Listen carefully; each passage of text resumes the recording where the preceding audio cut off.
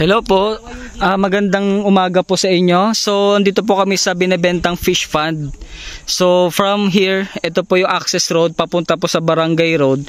Tapos, malapit po to sa National Highway. Wala pa pong 1 minute pag nag-drive po kayo. So, dito po makikita natin, may 6 na butas na pwedeng pang fish pond. Ayan po. Isa po to sa mga butas. Tapos, pangalawa po yung doon. Tapos pag umikot po tayo dito, ito po yung parang pinaka bahay po. Bali 7 po siya na butas. Ayan, so ito po yung isa pa. So after po to makikita nyo sa drone mamaya, ipapakita ko po sa inyo, yung dagat po nasa kabila. So hatchery po ito. Ang dami pong butas. Sa kagandahan lang po dito, yung pinaka access road niya papunta sa mga butas ay pwede po ng sasakyan. Ayan po. So makikita nyo po, surround po siya ng mga puno. Ayan, ito po to sa mga butas din po ng hatchery.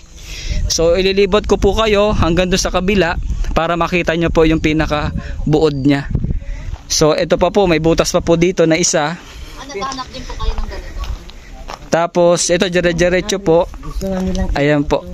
Ibenta po. Doon po meron pa po doon na hatchery na butas din po siya. So libutin po natin para makita nyo po yung buong ano. Ang sukat po nitong property ay 6 hectares. So malaki po siya. Marami kayong pwedeng gawin dito. Actually sabi po ng owner, may mga hipon po dito, sugpo, tsaka mga isda. Ayan po. Makikita nyo po dito. Ayan, yung access road po, doon po tayo galing kanina. Palabas po yan ng Barangay Road, tapos National Highway. Halos malapit din po sa town proper to, mga 2 minutes lang po, nasa town proper na po kayo. Ang kagandahan lang po dito, pwede kayo tulungan ng owner kung sino po yung sinusuplayan nila. Ang laki po, ito may daanan din po ng tubig dito. Ayan po. Parang pinakaano siya. Ganda. So malapit po to sa beach area. So perfect po to for talagang shrimp pond. Ayan po, hatchery po siya. Ito po, bawat butas po sa gilid, meron po siyang mga daanan. So hindi po kayo mahirapan pumunta sa bawat butas. Ayan po siya.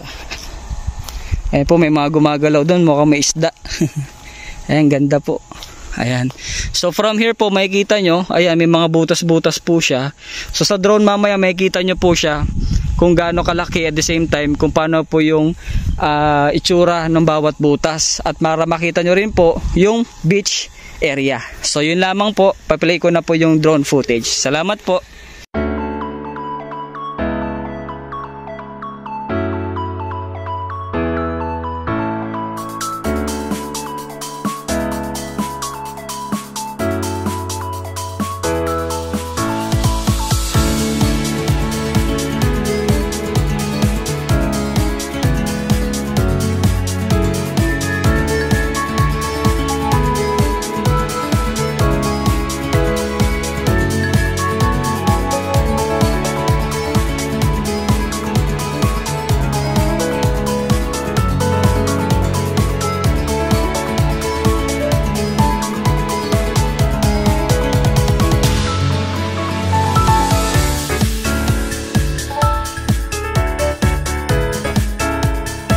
So additional video po ito.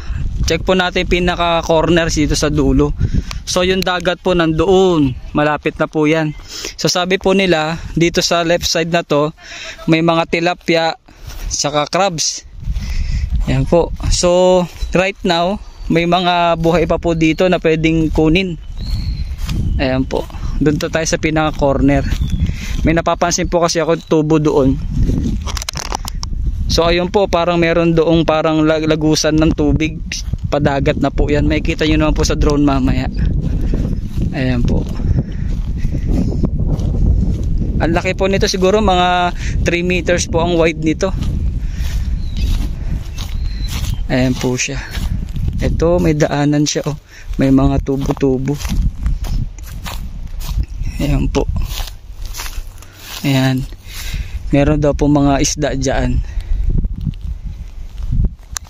Ayan po, parang marami pong similya doon, kung nakikita nyo po, yung maliliit na isda, nagkukumpulan sila. Ayan po. Ganyan po siya kaganda. Tas yung corner po niya ito. Dito po nakasara yan. Pag binuksan po yan siguro magkakatubig. Ayan. So ayun po papuntang dagat na po yan. Yung way na po na yan. So yan po siya. Oo nga sir eh. Dami palang laman to no. May laman sir. Oo. Sa kanyang kulay na may Ganyan no. Para ayun o tayo, ang dami oh. Para mga similya na ano. Mga anak. may laman yan. Oh, similya no.